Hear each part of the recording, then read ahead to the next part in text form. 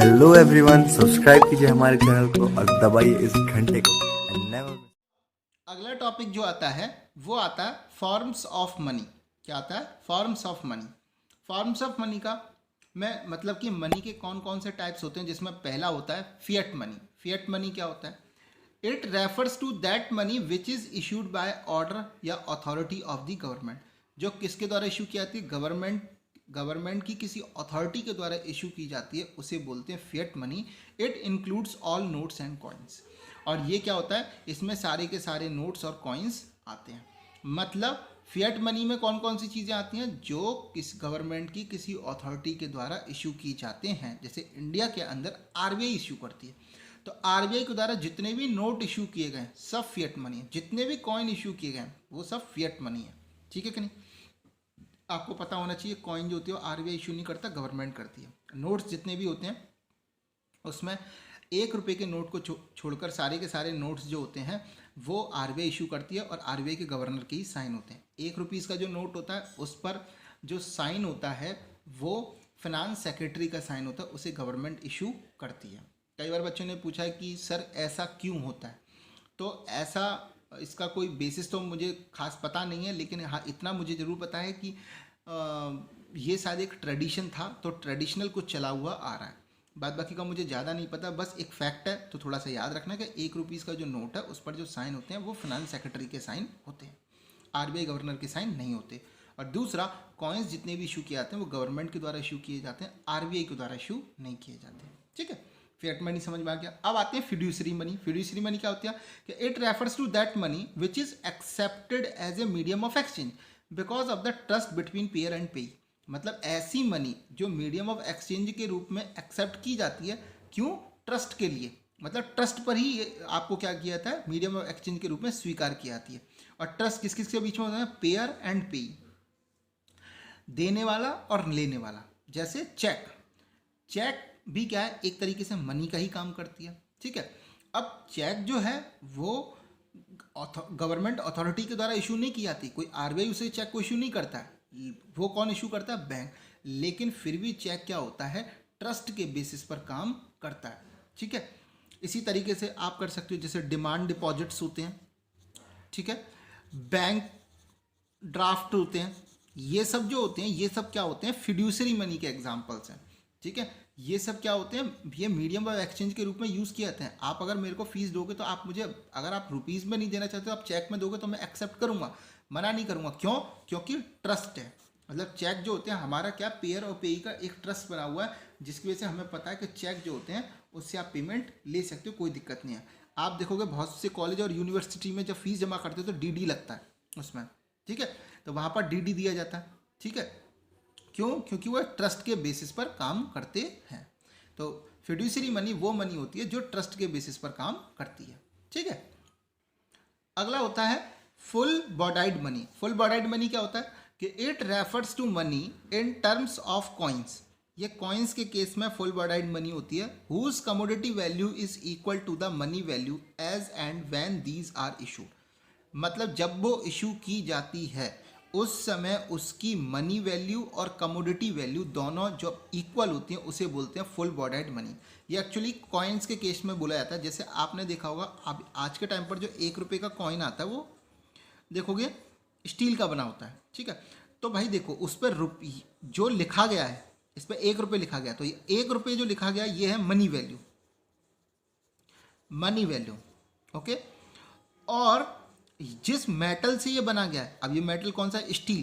तो जितनी स्टील इसमें लगी है उसका कितना प्राइस होगा आज के टाइम पर? जितनी इसके अंदर स्टील लगी है उसे बोलते हैं कमोडिटी वैल्यू। क्या बोलते हैं? Commodity value. तो जब मनी वैल्यू और कमोडिटी वैल्यू दोनों इक्वल होती है उसे बोलते हैं फुल बॉडाइड मनी। ठीक है, जब मनी वैल्यू और कमोडिटी वैल्यू दोनों इक्वल हो जाती है तो उसे बोलते हैं फुल बॉडाइड मनी। और ऐसे कॉइन्स, ऐसे जो थे ब्रिटिश के टाइम पर जो सिल्वर कॉइन चलते थे वो जो थे फुल बॉडाइड मनी। ब्रिटिश के टाइम पर जितने भी सिल्वर कॉइन चलते थे वो फुल बॉडाइड मनी की ही एग्जाम्पल थे, क्योंकि उसकी money value commodity value equal होती थी। ठीक है, क्रेडिट मनी क्या होती है? It refers to that money of which money value is more than the commodity value. Credit money क्या होती है? जिसमें मनी वैल्यू और जो होती है is greater than commodity value. Commodity value से ज़्यादा मनी वैल्यू होती है, तभी वो क्या होती है? क्रेडिट मनी होती है। जो आज के टाइम पर चल रहे हैं, जितने भी आज के टाइम पर कॉइन्स चल रहे हैं, वो क्या होते हैं कि उनमें मनी वैल्यू ज़्यादा होती है, कमोडिटी वैल्यू कम होती है। अब आप कहोगे सर ऐसा क्यों होता है? तो देखो, अगर मनी वैल्यू ज़्यादा ना हो, ठीक है, सपोज करो कमोडिटी वैल्यू ज़्यादा और मनी वैल्यू कम है, इसका क्या मतलब है? सपोज करो 5 रुपीज़ का एक कॉइन है, इसमें इसकी जो मनी वैल्यू है 5 रुपये है, ये तो क्या कम है, और जिस मेटल से ये बना उसकी आज के टाइम पर कॉस्ट सपोज करो 10 रुपये है, ठीक है। तो अब क्या होगा वहाँ पर देखोगे, अब क्या होगा? तो अगर आप देखोगे, अब देखो तो लोग क्या करेंगे, इसको क्या करने लगेंगे, अब इसका क्या इलीगल बिजनेस होगा और इस मेटल को क्या मेल्ट करेंगे और मेल्ट करके इसे सेल करने लगेंगे। बात समझ में आया? क्यों? क्योंकि भाई देखो, इस पर कॉस्ट कितनी लिख रही है? 5 रुपये, ठीक है। लेकिन इसी मेटल को जब वो पिघलाएंगे यानी कि मेल्ट करेंगे, उसके बाद जो उसके अंदर की जो मेटल है उसे वो बेचेंगे, वो 10 रुपये में बिकेगी, तो भाई 5 रुपये का उल्टा और फायदा हो गया, ठीक है ना। तो इसीलिए हमेशा गवर्नमेंट क्या करती है कि मनी वैल्यू को ज़्यादा रखती है, कमोडिटी वैल्यू को कम रखती है, ताकि जो लोग हैं वो इसका जो है वो इसे मेल्ट ना कर सकें और इसका इलीगल बिजनेस ना कर सकें। इसलिए आज के टाइम पर जितने भी कॉइन्स होते हैं वो क्रेडिट मनी के एग्जाम्पल है, जहाँ पर मनी वैल्यू ज़्यादा होती है और कमोडिटी वैल्यू कम होती है। बात समझ में आ गया? ठीक है। अगला टॉपिक जो है वो है सप्लाई ऑफ मनी, ठीक है। अब सप्लाई ऑफ मनी का मतलब, सप्लाई ऑफ मनी ये जो टॉपिक है इसमें सबसे पहले पढ़ेंगे what is the meaning of supply of money, ठीक है, यानी कि क्या कॉन्सेप्ट है सप्लाई ऑफ मनी का। तो it is a stock concept, ठीक है, ये क्या है? एक स्टॉक कॉन्सेप्ट है, ठीक है। It refers to total stock of money held by the people of a country at a point of time. क्या बोला गया? It refers to total stock of money, money के टोटल स्टॉक से इसका मतलब है held by the people of the country, country के लोगों के पास जितना भी पैसा है उसके स्टॉक से इसका मतलब है eight a point of time, particular point of time पर।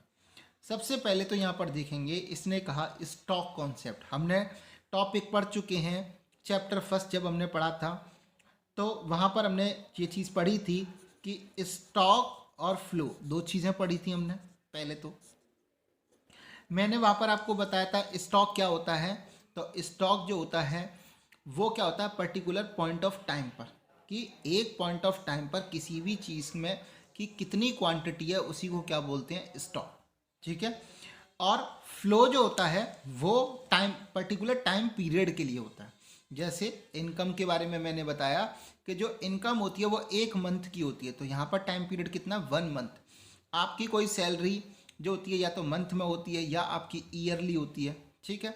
कोई इंटरेस्ट अगर आप किसी भी अपनी कैपिटल पर आपको इंटरेस्ट मिल रही है तो वो भी या तो मंथ की होगी या क्या होगी? ईयरली होगी, ठीक है। तो वो होते हैं फ्लो कॉन्सेप्ट। स्टॉक कॉन्सेप्ट का मतलब पर्टिकुलर पॉइंट ऑफ टाइम पर, उसके लिए मैंने एक एग्जांपल भी दिया था, साड़ी का एग्जांपल दिया था, अगर आपको याद हो। आप मार्केट जाते हो साड़ी खरीदने के लिए, तो शॉपकीपर से आप बोलते हो कि मुझे 100 साड़ी चाहिए, तो वो क्या बोलता है कि मैं अभी अपने स्टॉक में देख के बताता हूँ कि मेरे पास 100 साड़ी है या नहीं है, ठीक है। तो जो स्टॉक का मतलब क्या होगा? पर्टिकुलर पॉइंट ऑफ टाइम पर। बात समझ में आ गया?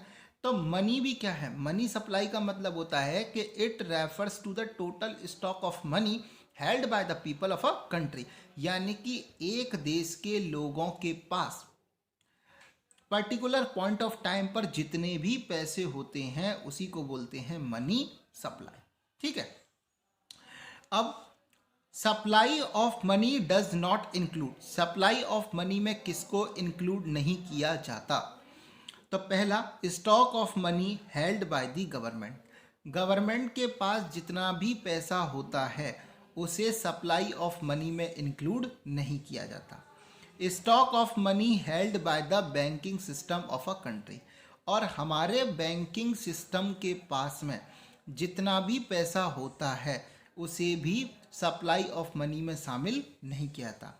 बैंकिंग सिस्टम के पास कौन सा पैसा? बात समझो, बैंकिंग सिस्टम का मतलब जो बैंक्स के अपने पैसे हैं, ठीक है। और यहाँ बैंकिंग सिस्टम में बैंक भी आ गया और आरबीआई भी आ गया, ठीक है।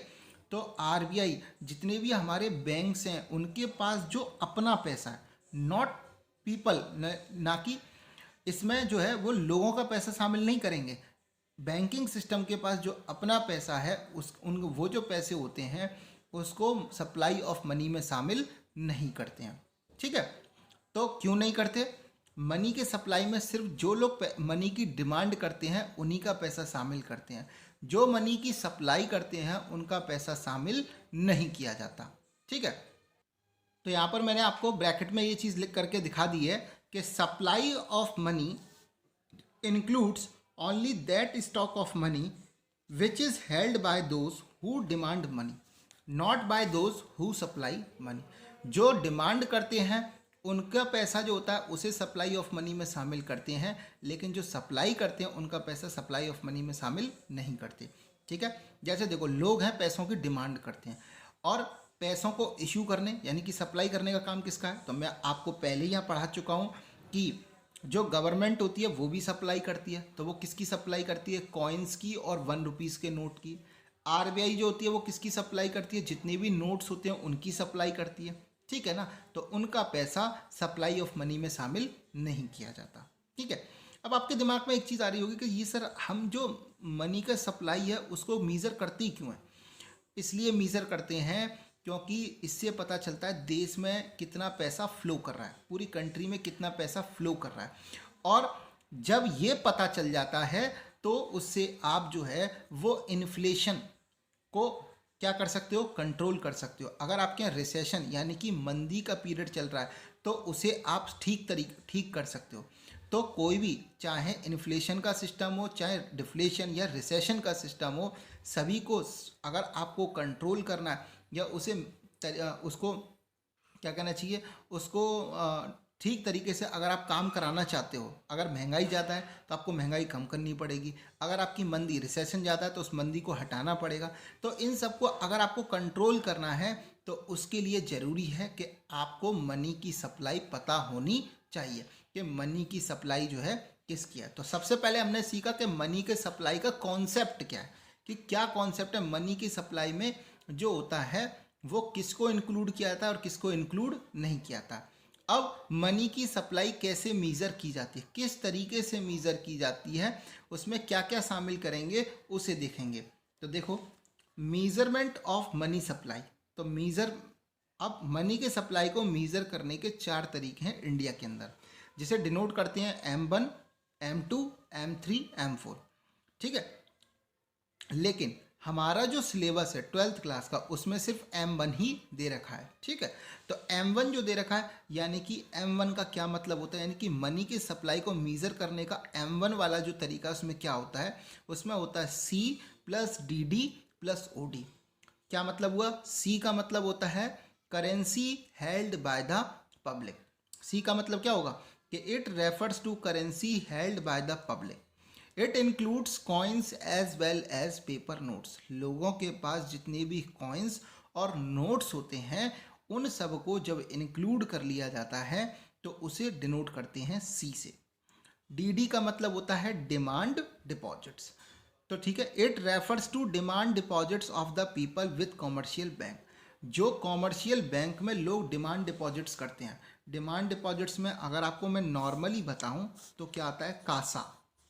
कासा का क्या मतलब होता है? कासा का मतलब हुआ करंट अकाउंट और सेविंग अकाउंट। हमारे जो पैसे करंट अकाउंट और सेविंग अकाउंट में पड़े होते हैं उन्हें डिमांड डिपॉजिट्स बोलते हैं।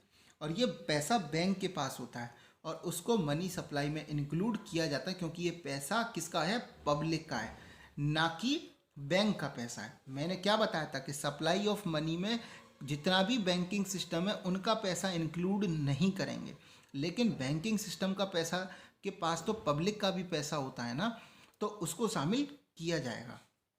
These are chequable deposits which can be withdrawn और ट्रांसफर्ड ऑन डिमांड। ये जो डिमांड डिपॉजिट्स का पैसा कैसा होता है? चेकेबल। चेकेबल का मतलब आप इससे पैसे चेक के थ्रू निकाल भी सकते हो, चेक के थ्रू ट्रांसफ़र भी कर सकते हो। ठीक है, ओडी। ओडी का मतलब होता है अदर डिपॉजिट्स। और ओडी में क्या क्या चीज़ें आती हैं? Demand deposits with RBI of public financial institution like NABARD. जो पब्लिक फाइनेंशियल इंस्टीट्यूशंस जो है नाबार्ड जैसे, उनका जो है वो जो डिमांड डिपॉजिट्स करते हैं RBI पे, उनका जो पैसा होता है जो RBI के पास रखा होता है वो वाला पैसा। Demand deposits with RBI of foreign central bank end of the foreign government. जितने भी फॉरेन की सेंट्रल बैंक है, जैसे सेंट्रल बैंक का मतलब होता है बैंकों का बैंक, जैसे इंडिया में आरबीआई है, ऐसे ही चाइना में पीपल्स बैंक ऑफ चाइना। ये क्या है, जो सेंट्रल बैंक होते हैं, मेन बैंक मतलब बैंकों के बैंक, मेन बैंक जो होते हैं उनको सेंट्रल बैंक बोलते हैं। तो अमेरिका में जैसे फेडरल बैंक ऑफ यूएसए है, ठीक है। तो इनमें से किसी का पैसा या किसी फॉरेन गवर्नमेंट का पैसा, जो डिमांड डिपॉजिट्स वाला पैसा, अगर वो आरबीआई के पास जमा है, और demand deposits of international financial institution like IMF and world bank, और जितने भी इंटरनेशनल इंस्टीट्यूशन है जैसे आईएमएफ और वर्ल्ड बैंक, उनका पैसा अगर उनका जो डिमांड डिपॉजिट्स वाला पैसा अगर आरबीआई के पास है तो उसको अदर डिपॉजिट्स में शामिल किया जाता है। आपको ये बता दूं कि नाबार्ड जो होता है ये क्या होता है, ये एग्रीकल्चर के लिए लोन देने वाली सबसे बड़ी यहाँ इंस्टीट्यूशन है इंडिया के अंदर, ठीक है।